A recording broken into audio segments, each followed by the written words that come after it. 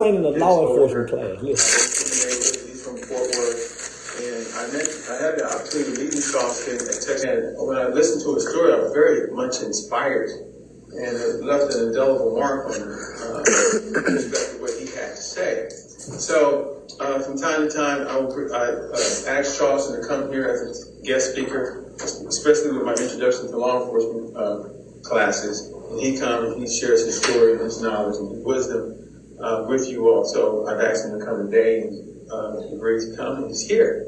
So I'm going to bring you up, Charleston, and I will allow you to just tell the class a little bit about yourself and your story. This is Charleston. This is Charleston. Yeah. So you go ahead and take care of it.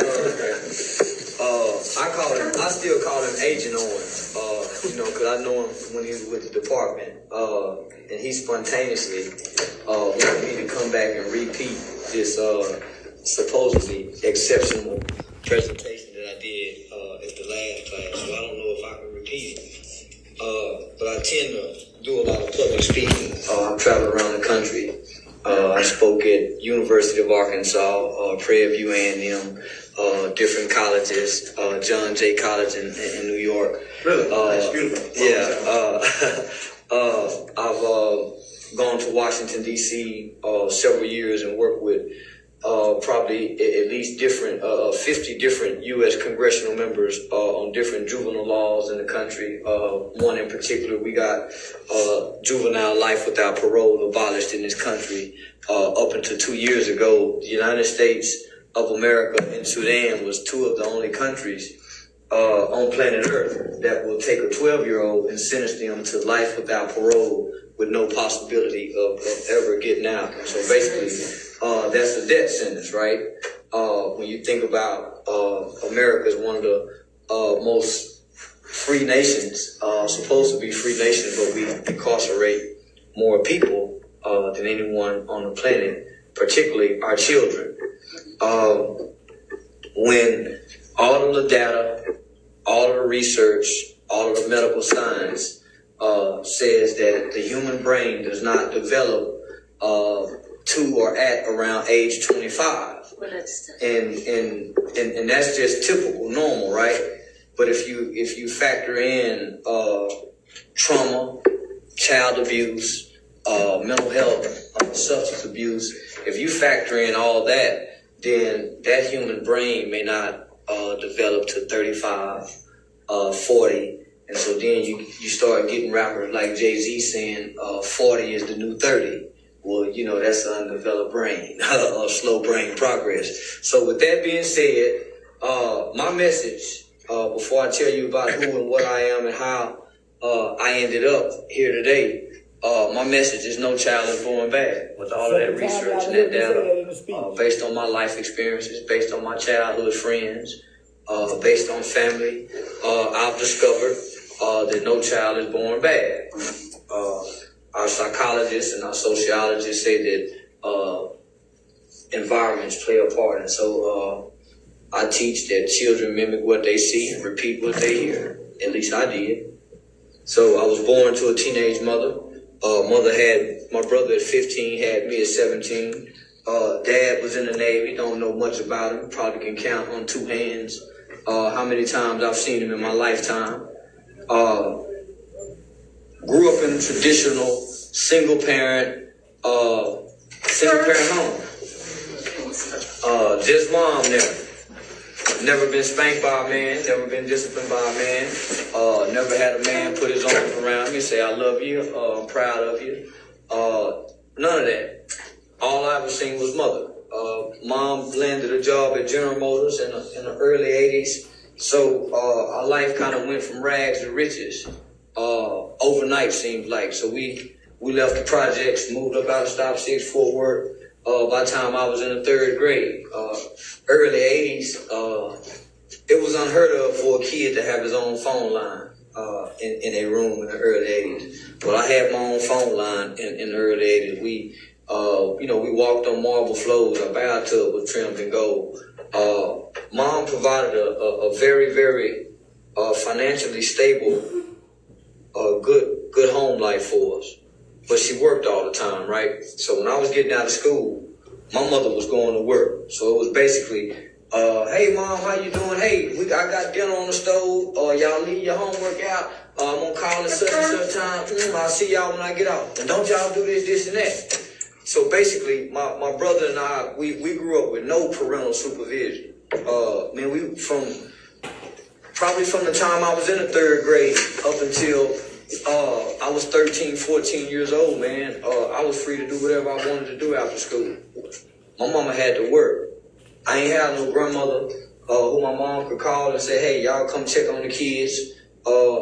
My mom didn't have no sisters, no brother. She didn't have the support. And back in the 80s, or early 80s, mid 80s, single motherhood was a stigma. It was like a curse. So single mothers didn't get a lot of support. There was no such thing as support for single mothers in the 80s. So a single mother had to do whatever she had to do with and for her children. And so basically for my mother, and I remember reminding her of this as I got grown. Mom, you didn't raise us. We just happened to grow up. Most of our life, you had to work. You had to. You couldn't stay home and teach us. We didn't sit around the table and eat. So you just made sure that the environment that we grew up in was a good environment. We wasn't at no one's house being abused, right? So my mom had an older brother, which was my Uncle Wayne. Only male exposure that I probably remember having, other than a few other uncles, but just a major impact influence was my Uncle Wayne. And he was a pimp. So he's mom, big brother, right? So you know how it is, mostly in the black family. The drug did an uncle or the uncle with the money, the family treats him a little different. And so growing up as children, you notice how your family treats certain people. And so, you know, me growing up and my young and impressionable mind, I saw how Uncle Wayne was treated different. I got to see Uncle Wayne walk in with bags of money. Uncle Wayne wore a suit and jumped out of a Rolls Royce, and he had some beautiful women who were his prostitutes, but we thought they was our aunts.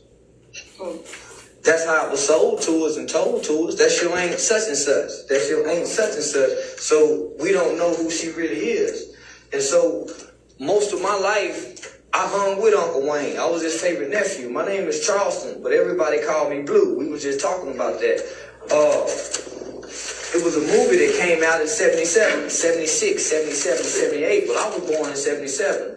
And this movie was called Come Back Charleston Blue. My dad name is Charles. My mama named me Charleston. Well, when they bring me home from the hospital, and my pimp uncle heard my name is Charleston, he liked this pimp movie called Charleston Blue. And so that's where I get my nickname from. And it stuck with me till this day. Till this day, people still call me Blue. I got old elder aunties. When we go to a family reunion, they go get excited. Hey, there go that Charleston Blue. So, not knowing the influence that labels have. You know, y'all are going into law enforcement, right? Labels have a big influence. And labeling played a big part in my character, in the type of roles that I played throughout life. So let me get to the point. I'm going to get to them. I'm just kind of taking you on through. My uncle, very abusive to women. I can remember waking up at times in the middle of the night. He whooping, you know, a lady that I call my Aunt Sharon, beating her. She's in there screaming, hollering. My mom's at the door, saying, Wayne, stop it, leave her alone. I got to get up and go to school the next morning. I can remember riding with him. He's going through the avenues and streets, stopping them, you know, on the streets, as we call checking money, picking up money from them, maybe chastising them, cussing them out. And I rode in the car with them, kind of like as a family, sitting in the back seat with his girls, and he's sitting in the front seat. They taking me to McDonald's, getting a Happy Meal. He was my hero. Remember, never been spanked by a man, never been disciplined by a man, never had any affection by a man. That was the closest thing that I ever got to having a man in my life, other than my brother. My brother grew up very angry from the simple fact of not having a dad. My mother was very loving, nurturing, very caring. But my brother was very angry from the simple fact of not having a dad. I never heard my mama say anything bad about my father. Don't know if he was, what kind of man he was. I never seen a man come out my mother's bedroom, but she had boyfriends. So whatever they did, them jokers was gone before we got up and woke up in the morning. That's right. So she tried to do what a good mother would do, right? Instill good morals, instill good values into her kids. But without that father piece in a boy's life, in typical African-American males, you have no identity. So when I leave off my mother's porch, I don't have no man to identify with. So when I'm playing with other little boys, I don't have no man to identify with other than Uncle Wayne, other than what I saw Mama do. So if I didn't have Uncle Wayne, then I would mimic my mother. And I was talking about a kid the other day in the other class. He used to sit down and pee. And we was 9, 10 years old. And we caught him sitting down peeing one time outside. And from that point on, he was bullied. He was picked on. But he had been growing up watching his mom sit down and pee. He ain't never seen a man stand up and pee. It's kind of like a kid, if you put him around wolves, he'll think he's a wolf if you grew up with him. Mm-hmm. Children mimic what they see and repeat what they hear. So a lot of little boys grow up in households and they ain't got no man. They got no man to mimic an image. So what happened, you become a kid like me, right? Uncle Wayne come and go. Uncle Wayne come and go. So in the process of him coming and going, I got my brother who's angry. He's going to TYC. He's in and out of trouble with the juvenile facilities, adolescent homes. I got my Uncle Joe. He got a bunch of guns laying around his house over there with my Nate. He's an abusive father. He's a womanizer. I got my granddad. He's a womanizer. And all these men done been to prison. Almost every man in my family done been to prison with a felony conviction. So in the process, I'm seeing these men within my family. So then when I step out in my community and I start paying attention to the other men out in the community, I start noticing the guys who came home from prison. When the guys came home from prison, they were celebrated. They had the biggest block parties that you could ever see in my community. And then I noticed when the kids graduate from high school, that their parties was nothing like the guys when you came home from prison party. These parties look boring. Man, this is the party I want. I don't want that high school party. I want this prison party. So you start seeing those things coming up, right? So then when you put on your headphones, it's 1988, 89, you put on your headphones, you start listening to gangster rap. Then here comes NWA. Here come Eazy-E. Here come the Ghetto Boys. So then you get this new culture, right? You get this new culture that begins to propagate what you see in your family. It begins to solidify what you see in your community. So in your young and impressionable mind, you're exposed to things that you shouldn't be exposed to. So there's a guy by the name of Confucius that says, Confucius said, he who controls images controls minds. Why do you think they spend millions and tens of millions of dollars on commercials? Why do you think commercial and marketing is so powerful? He who controls images controls minds. And so you have a male image, a positive male image, a father figure image that's been removed, not just out of my home, but millions of homes in the black community, in the black village. Then all of a sudden, these images are replaced with gangster rap. Remember, before then, we had MC Hammer. We had Kid and Play. Remember, remember before then we had dancing music. Then all of a sudden, these images come through. So I'm listening to the lyrics, and the lyrics is propagating and solidifying and glorifying. And glorifying. And propagating, mom's too solidifying, tired and glorifying. to say, hey boy, let me listen to what you listening to. All we heard was, turn that mess down. Turn that off. Hey, I don't want to, man, what was that? Cut that crap off. No one took the time to really listen what we was listening to. And so, when I take off my headphones, cut on the television, here come the videos. The television propagated and solidified what I saw. So when I went to school, I became those images. I became those images. Eazy-E, NWA, man, they talked about everything. And we acted out some of those lyrics. We began to base our behaviors, our lives off those songs, those movies, and those videos. And we began to act them out. And by this time, I'm a kid who didn't have a father. I lost my eye playing with a homemade slingshot when I was like 7 or 8 years old. So I had a insecurity about losing my eye. So I had to develop, so I thought no one would pick on me. I developed a little man syndrome complex. You ask me about my eye, I'm punching you in your eye. So you know not to ask me because I punched him. Don't even ask me about it because that was something I didn't want to talk about. And then I was hurt because I felt rejected. I felt abandoned. I felt unloved. I felt unwanted because my old man ain't around. We live in the same city. And I can't see him. I don't get to see him. So I resented male authority figure. You could be my coach. You could be my English teacher. I hated any man telling me what to do. And you might genuinely like me. And you might genuinely care about me. But you can't come home with me. So get out of my face.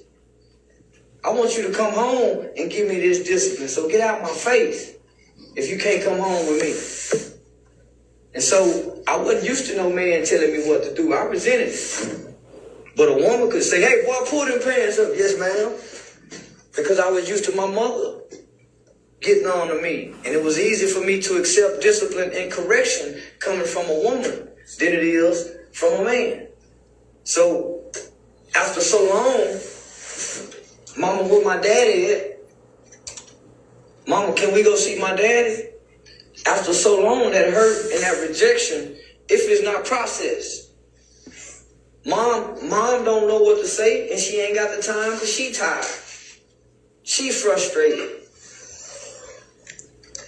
So I ain't got nobody to talk to about what I feel on the inside, right? So as a kid, you internalize everything, and you begin to blame yourself. And you need an outlet. You need an outlet. I didn't play sports. My mama had to go to work. We had nobody take us to football practice. So I needed an outlet. So my hurt and my pain evolve as it typically do. It turns into anger. It turns into anger. At times it develops into hate. So what you see with my people in my community, you see a lot of hurt black men and black boys walking around that y'all went to school with. And you just say, man, he always act like he tough. Man, he act like he can beat up everybody. He hurt. All the tough black guys with the big mean faces is walking around like they can beat up everybody they hurt. And that's an act that they got to put on to disguise the hurt and the pain and the rejection. All that comes from not having a dad. And so, by the time I was 14, I had been arrested for shooting at people, breaking into houses, stealing cars, aggravated assault with an injury, beating up a girl at school, splitting her ear open. Man, I had a very violent, lengthy juvenile arrest record. And a lot of my violence wasn't because I was violent. I was acting out of hurt. as a kid with an undeveloped brain. It's just like, I like to give this example, right? Michael Vick took a whole bunch of dogs and taught them how to fight, kill one another. They fought to the death, right? They bred dogs to make them kill and fight one another. So when they went in and they rescued those dogs, they didn't lock those dogs up. They didn't put all them dogs to death. What they did, they gathered up all them dogs and put them in an environment where it was love. They nurtured them, and they loved and they nurtured those dogs back to their natural state, right? And they started having them adopted out. Well, we should take the same process to most children, because most children, where I come from, man, I didn't know pimping was wrong.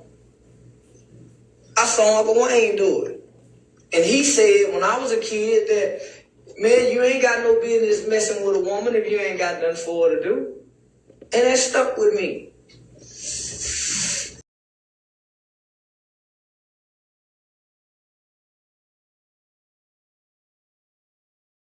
And that stuck with me.